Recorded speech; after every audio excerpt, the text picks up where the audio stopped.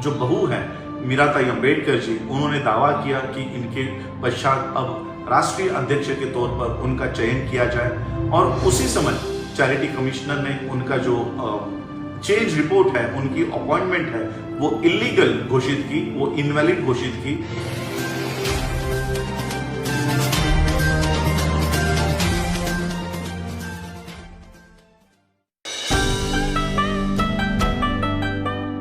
जय भीम, नमो बुद्धाय। आज फेसबुक पे लाइव आकर आप लोगों से बात करने की वजह यह है कि कई दिनों से मुझे बुद्धिस्ट सोसाइटी ऑफ इंडिया, जो बाबा साहब अम्बेडकर जी ने स्थापन की हुई ये जो संस्था है, इस संस्था के बारे में कई लोग मुझे सवाल कर रहे हैं कि एट प्रेजेंट इस घड़ी में कितने गुट इसमें काम कर रहे हैं। तो आज मैं ये विषय आप लोगों के सामने रख रहा हूं कि आज बाबा साहब की इस संस्था में कितने फ्रैक्शंस, कितने फैक्शंस, कितने गुट काम कर रहे हैं। पहले तो आपको एक समराइज वे में बुद्धिस्ट सोसाइटी ऑफ इंडिया के बारे में बता देता हूं, जिस संस्था का मैं काम कर रहा हूं। मेरे साथ हजारों लोग इस संस्था को चला रहे हैं। सभी स्टेट्स में, चाहे वो दिल्ली हो, हरियाणा हो, उत्तराखंड हो, महाराष्ट्र हो, पंजाब हो, तेलंगाना हो, हैदराबाद हो, आंध्रा हो, कई सारे स्टेट्स में आज बुद्धिस्ट सोसाइटी ऑफ इंडिया की कार्यकारिणी बनी हुई है। यूथ बहुत बड़े पैमाने पर इस संस्था में काम कर रहा है। तो उन कार्यकर्ताओं के लिए और जो लोग इस संस्था के वेल विशर है, मुझे डोनेशंस देते हैं, बुद्धिस्ट सोसाइटी ऑफ इंडिया को डोनेट्स कर रहे हैं, उन लोगों को एक समराइज्ड, संक्षिप्त बुद्धिस्ट सोसाइटी की जानकारी देना चाहता हूं। डॉक्टर बाबा साहब अम्बेडकर जी, आप सबको पता है कि 1950 में वर्ल्ड फेलोशिप ऑफ बुद्धिस्ट के कॉन्फ्रेंस में गए थे। 1950 में जब बाबा साहब ने देखा कि विदेशों में उस समय ये एक संगठन तैयार हो रहा है जो बौद्धों का संगठन होगा और विश्व के बौद्धों को एक मंच पर लाया जा रहा है।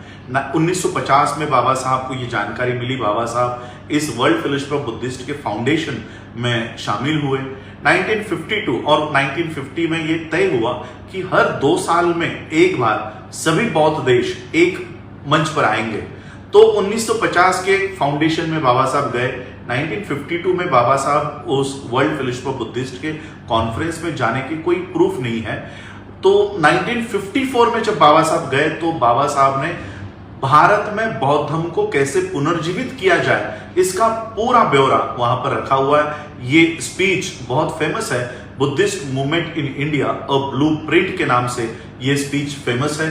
सभी जो अम्बेडकराइट्स है, बुद्धिस्ट है भारत में, वो इस स्पीच के ऊपर काम उन लोगों को करना चाहिए। तो 1954 में बाबा साहब गए और फिर 2 साल यानी 1956 बौद्ध धर्म की दीक्षा लेने के बाद बाबा साहब फिर यहाँ पर उनकी आखिरी कॉन्फ्रेंस के लिए गए। 54 के कॉन्फ्रेंस में जब बाबा साहब गए, तब बाबा साहब भारत में आने के बाद उन्होंने बुद्धिस्ट सोसाइटी ऑफ इंडिया, ये संस्था बाबा साहब अम्बेडकर जी ने बनाई। बाबा साहब अम्बेडकर जी ने ये संस्था बनाई और संस्था बनाने के हार्डली 1 साल 2-3 महीने के बाद ही बाबा साहब अम्बेडकर जी का देहांत हो गया, महापरिनिर्वाण हो गया।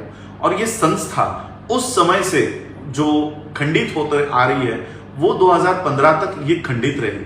अनेक फ्रैक्शंस इसमें हुए। बाबा साहब के बाद भैया साहब अम्बेडकर इस संस्था के चेयरमैन के रूप में, अध्यक्ष के रूप में उन्होंने काम किया, संस्था को चलाया।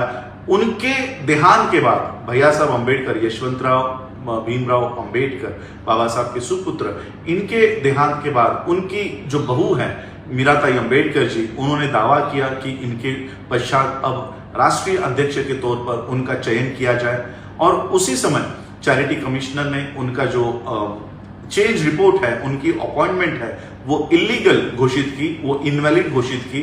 और तब से लेकर 2013 तक, 1977 से लेकर 2013 तक और 2015 सुप्रीम कोर्ट तक ये संस्था विवादास्पद रही।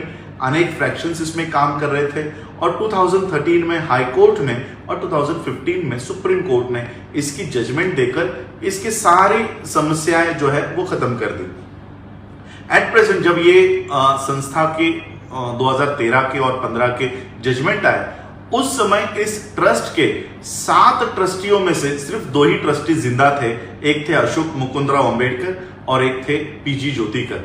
और इन दोनों ने जब देखा कि 5 ट्रस्टीज की पोस्ट खाली है, तब अशोक मुकुंदराव अंबेडकर इन्होंने उनका चेंज रिपोर्ट दायर किया, जिसमें 5 लोगों का उन्होंने चयन किया।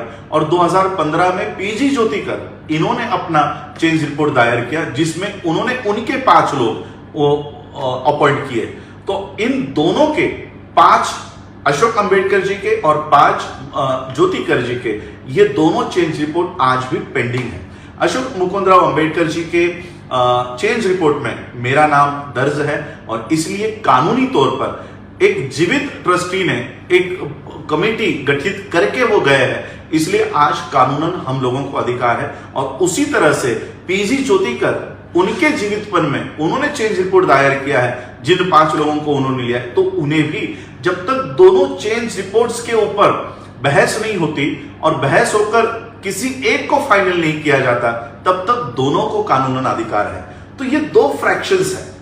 तो आज लोगों को ये बताने के लिए मैंने ये वीडियो किया है कि लोग मुझे पूछ रहे हैं कि ये लोग भी बुद्धिस्ट सोसाइटी को क्लेम कर रहे हैं, आप भी क्लेम कर रहे हो, तो एक्चुअल काम कौन कर रहा है? Actual Buddhist society of India किसकी है, किसके पास है?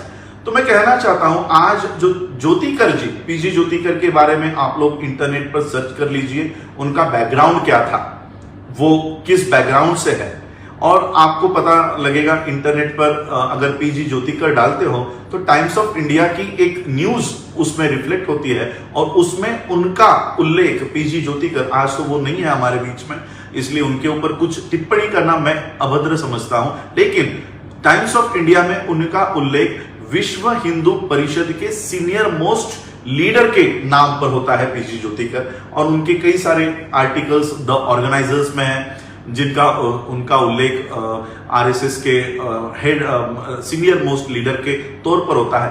तो इन्होंने जाते जाते उनके विचारधारा के लोग इसमें घुसाए हैं, इसमें इस संस्था में दिए हैं। अशोक अंबेडकर जी ने 5 नाम दिए हैं।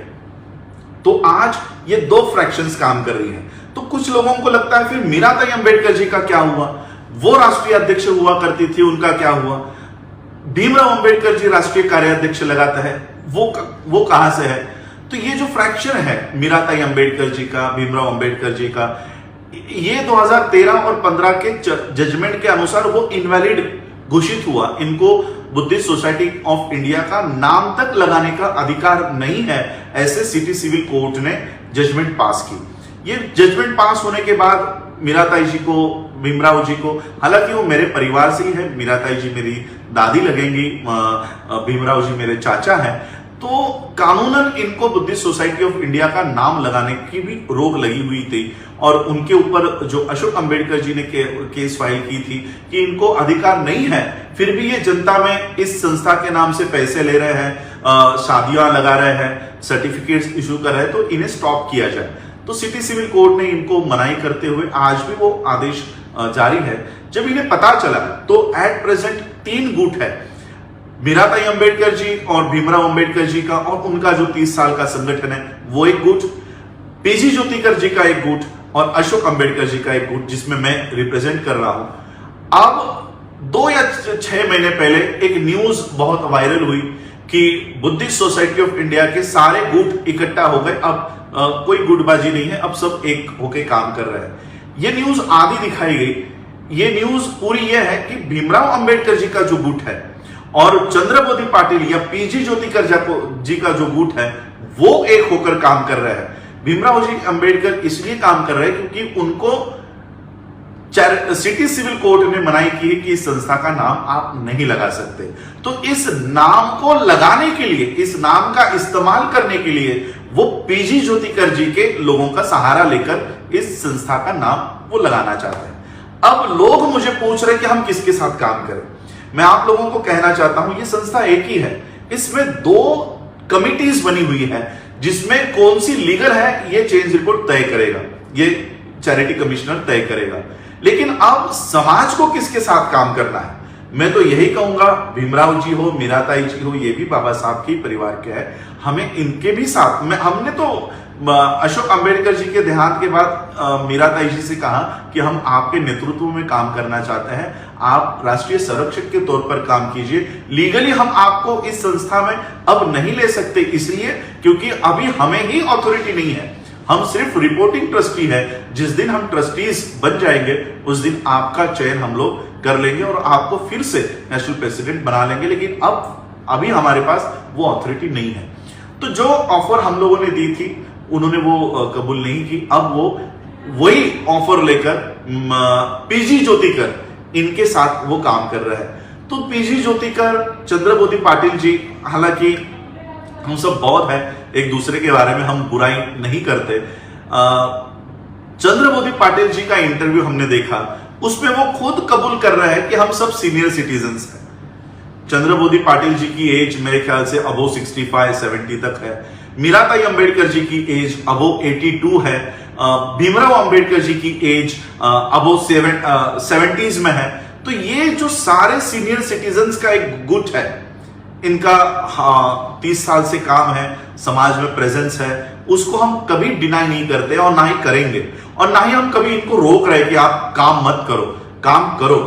अब जो समाज को ये दुविधा में फंस गया है कि हम किसके साथ काम करें, भीमराव जी के साथ या राजरत्न अंबेडकर जी के साथ। तो मैं कहना चाहता हूं जो भी हमारे सीनियर सिटीजन्स और वो काम क्या कर रहे हैं, शादी लगाने में सर्टिफिकेट्स बांटना, विधि करना, कोई मर गया तो विधि करेंगे। आप लोग मुंबई या महाराष्ट्र में रहते होंगे तो आपको बौद्धाचार्य ये कॉन्सेप्ट आपने देखी होगी कि बौद्धाचार्य क्या करेगा, शादी लगाएगा। तो ये जो सीनियर सिटीजन्स है, भीमराव जी, मीराताई जी, चंद्रबोधि पाटिल जी, हरीश रावलिया जी, ये शादी लगाने के कामों में व्यस्त है। तो मैं कहना चाहता हूं कि जिनको शादियां लगानी है वो मीराताई जी के अंडर काम करे, वो मीराताई जी को सपोर्ट करे, वो भीमराव जी को सपोर्ट करे। लेकिन हम क्या काम कर रहे हैं? मैं काम कर रहा हूं बुद्धिस्ट यूनिवर्सिटी के ऊपर, मैं काम कर रहा हूं बुद्धिस्ट एंटरप्रेन्योरशिप के ऊपर, मैं काम कर रहा हूं बुद्धिस्ट इकोनॉमी के ऊपर। अभी आप लोगों ने मेरा वीडियो देखा होगा, अभी पिछले संडे को हमने ठाणे डिस्ट्रिक्ट में डॉक्टर बाबा साहब अंबेडकर जी के नाम से इस महाराष्ट्र की नहीं देश की पहले बौद्धों की बैंक की संरचना हमने की है, और वो जल्दी ही उसके 75 लाख रुपए हम सरकार को देकर इसका रजिस्ट्रेशन फाइनल कर रहे हैं, ताकि हमारी खुद की इकोनॉमी खड़ी रहे। सारस्वत ब्राह्मणों की एक बैंक है जो कोऑपरेटिव सोसाइटी के नाम पर खड़ी हुई, आज लाखों करोड़ों का उनका टर्नओवर है।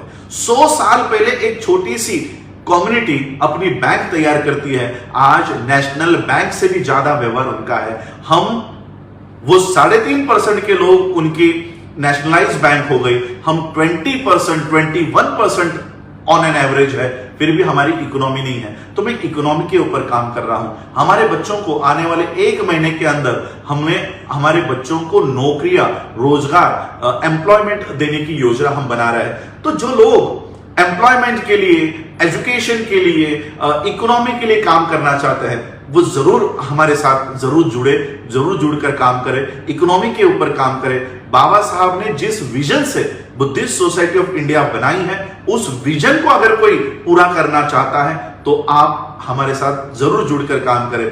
चंद्रबोधि पाटिल जी को हम विरोध नहीं कर रहे हैं। जिनको शादियां लगानी है, मैं तो कहता हूं चंद्रबोधि पाटिल जी को ही बुलाए, आप हरीश रावलिया जी को बुलाए, आप भीमराव जी को बुलाए। मीराताई जी अब थक गई है, उन्होंने बहुत काम किया, इस संस्था को जीवित रखने का काम किया।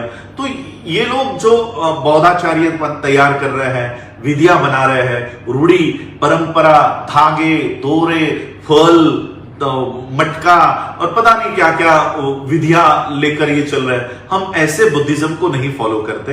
बाबा साहब ने जो बुद्धिज्म हमें दिया है, तर्क के ऊपर आधारित, बुद्ध एंड हिज धम्मा में बाबा साहब ने खुद लिखा है कि बाबा साहब ने परंपरा के विरुद्ध में भी बात रखी। तो इसलिए हम लोगों को उस तरह का बुद्धिज्म हम लोग इस देश में खड़ा करना चाहते हैं। WFB, world fellowship of Buddhist, जिसमें बाबा साहब ने ये संस्था बाबा साहब ने निर्माण की, उस वर्ल्ड फेलोशिप ऑफ बुद्धिस्ट के साथ मिलकर हम काम कर रहे हैं। वर्ल्ड की एजुकेशन हम इंडिया में ला रहे हैं, क्योंकि न्यू एजुकेशन पॉलिसी ने वर्ल्ड के दरवाजे खोले हैं, और अगर उसमें हम अपनी प्रतिनिधित्व, रिप्रेजेंटेशन नहीं लेते तो हम पीछे छूट जाएंगे। इसलिए समाज को उस दायरे तक लेकर आने के लिए मैं काम कर रहा हूं। तो ये वीडियो मैं इसलिए बना रहा हूं कि हमारे कार्यकर्ता मीराताई जी का लेटर या भीमराव जी का लेटर या चंद्रबोधी जी का लेटर कि देखो वो काम कर रहे हैं, उन्हें काम करने दो। मैं तो हमेशा आप लोगों को, कार्यकर्ताओं को यह कहूंगा, किसी की लाइन मिटाओ मत, अपनी लाइन बड़ी करो, अपनी लाइन बड़ी करो, अपना काम बड़ा करो। उनका जो काम है, मेरा कंपटीशन मीराताई जी से, भीमराव जी से, चंद्रबोधी पाटिल से, हरीश रावलिया जी से, इनसे कभी हो ही नहीं सकता। क्योंकि ना तो मैं आपके पूजा विधि लगाने के लिए आने वाला हूं, ना तो मैं आप लोगों को कोई मरने के बाद आपके पूजा करने के लिए आने वाला हूं, ना तो कोई पैदा होने के बाद नामकरण के लिए आने वाला हूं। मैं ये सब काम नहीं करना चाहता और ना ही करने वाला हूं। मैं काम कर रहा हूं बुद्धिस्ट यूनिवर्सिटी के लिए, मैं काम कर रहा हूं बुद्धिस्ट बैंक के लिए, मैं काम कर रहा हूं सेल्फ एम्प्लॉयमेंट के लिए, एंटरप्रेन्योरशिप के लिए और बाबा साहब के कॉन्स्टिट्यूशन के लिए। तो ये हमारे काम है। जो इन कामों को साथ में करना चाहता है वो हमारे साथ जुड़कर काम करे। जिनको विधियां लगानी है, जिनको पूजा अर्चा करनी है, जिनको बौद्धाचार्य बनाना है, वहां पर शंकराचार्य होते हैं, हमारे बौद्धाचार्य होते हैं। यही काउंटर हम आज तक कर पाए हैं। इसलिए जिनको बौद्धाचार्य बनाने हैं वो ज्यादा से ज्यादा संख्या में मीराताई जी से जुड़े, भीमराव जी के साथ काम करें। जिनको शादियां लगानी है, मैं तो ये कहूंगा बौद्धों को अपनी शादी बाबा साहब ने जो एक्ट दिए हैं उन एक्ट के अनुसार रजिस्टर मैरिज करनी चाहिए। बाबा साहब ने कहा कि अपना खर्चा, अपना पैसा इन सारे चीजों पे वेस्ट मत करो, रजिस्टर मैरिज करके आप अपने, बाबा साहब ने कहा कि ऋण निकालकर सन यानी फेस्टिवल मत मनाओ। तो उस तरह से हम लोगों को अपनी शादियां करनी चाहिए। और मैं आज ये डिक्लेयर करता हूं, बुद्धिस्ट सोसाइटी ऑफ इंडिया का ट्रस्टी चेयरमैन और नेशनल प्रेसिडेंट होने के माध्यम से यह डिक्लेयर करता हूं, मीराताई जी के, भीमराव जी के, चंद्रबोधी पाटिल जी के यहां शादी लगाने के लिए 5,000 रुपया बौद्धाचार्य को देने पड़ते हैं, रजिस्ट्रेशन के लिए अलग से पैसे देने पड़ते हैं। और जब तक बौद्धाचार्य आकर शादी नहीं लगाता तब तक वो शादी वैलिड नहीं होती या तो वो शादी नहीं होती। इसलिए मैं आज पूरे जिम्मेदारी से ये अनाउंस करता हूं, जो कोई अपनी शादी लगा सकता है वो शादियां लगाए। अपने जिनको ये विधि, बाबा साहब ने किताब, छोटी सी किताब लिखी है, जिनको विधि करना आता है वो अपनी अपनी शादियां लगाए। नहीं लगा सकते, हमारे यहां से धम्मदूत हमने तैयार कर रखे हैं, एक भी रुपया उनको देने की जरूरत नहीं है। क्योंकि कुछ कंप्लेंट्स मेरे पास आई थी। एक हमारा एक बच्चा था जो लेबर वर्क करके शादी कर रहा था एक बौद्ध विहार में। उस विहार में शादी करने के लिए उससे 5,000 रुपए मांगे गए। उसने अपने शादी में जो फरसान होता है, चिवड़ा होता है, वो खाने के तौर पर रखा था। सोचिए, जो बंदा अपनी शादी अफोर्ड नहीं कर सकता वो बौद्धाचार्य की 5,000 रुपए की फीस कहां से लाए। इसलिए उस समय हमने निर्णय लिया कि हमारा एक भी बंदा किसी भी व्यक्ति से एक भी रुपया शादी लगाने के लिए, पूजा अर्चा करने के लिए नहीं लेगा। बल्कि मैं तो कहता हूं ये हमारा काम भी नहीं है। बाबा साहब ने हमें काम दिया है इस देश में एजुकेशन के लिए, हॉस्पिटल्स के लिए, प्रेस के लिए, तो हम वो काम कर रहे हैं। तो इसलिए मैं आज आप लोगों को ये लाइव बताना चाहता हूं कि ये दो गुट आज समाज में है। मीराताई जी, हालांकि भीमराव जी मेरे चाचा हैं, मैं उनका आभार व्यक्त करना चाहूंगा कि चंद्रबोधी पाटिल या पीजी ज्योतिकर और मीराताई जी ये एक हो गए। लोग हमें पूछते थे कि आप मीराताई जी के राष्ट्रीय अध्यक्षता को क्यों नहीं मानते। अब भीमराव जी, उनके सुपुत्र ने ही क्लियर कर दिया है कि मीराताई जी राष्ट्रीय अध्यक्ष नहीं है। तो हमारा काम बहुत आसान भीमराव जी ने किया है कि मीराताई जी वो राष्ट्रीय अध्यक्ष नहीं है। भीमराव जी खुद किसी और के राष्ट्रीय अध्यक्षता के नीचे काम कर रहे हैं। यानी बुद्धिस्ट सोसाइटी ऑफ इंडिया में चंद्रबोधी पाटिल अध्यक्ष चल सकता है, लेकिन राजरत्न अंबेडकर अध्यक्ष नहीं होना चाहिए। यह भावना हमारे ही परिवार के लोगों में है।